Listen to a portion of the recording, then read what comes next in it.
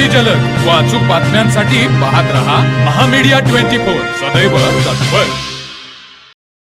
परमपूज्य प्रज्ञा मार्तंड युवा संत एलाचार्य समंत भद्रानंदी महाराज यांचा 30वा अवतरण दिवस आपण साजरा करत आहोत. मात्र त्यामागचा त्यांनी केलेला त्याग देखील लक्षात घेणं गरजेचं आहे, असं प्रतिपादन गणाधिपती गणधराचार्य कुंथुसागरजी महाराज यांनी काढला. त्या कुंथुगिरी येथे आयोजित एलाचार्य समंत भद्रानंदी महाराज यांचा 30वा अवतरण दिवस कार्यक्रमात बोलत होते. यावेळी कुंथुसागरजी महाराज म्हणाले, समंत भद्रानंदी यांनी वयाच्या 16व्या वर्षी घराचा त्याग करत जैन मुनी परंपरेकडे वाटचाल सुरू केली. हळूहळू त्यांनी सर्वच गोष्टीचा त्याग करत वयाच्या 25व्या वर्षी मुनी दीक्षा ग्रहण करत मोक्ष मार्ग अवलंबला. ही एक अभिमानाची बाब आहे.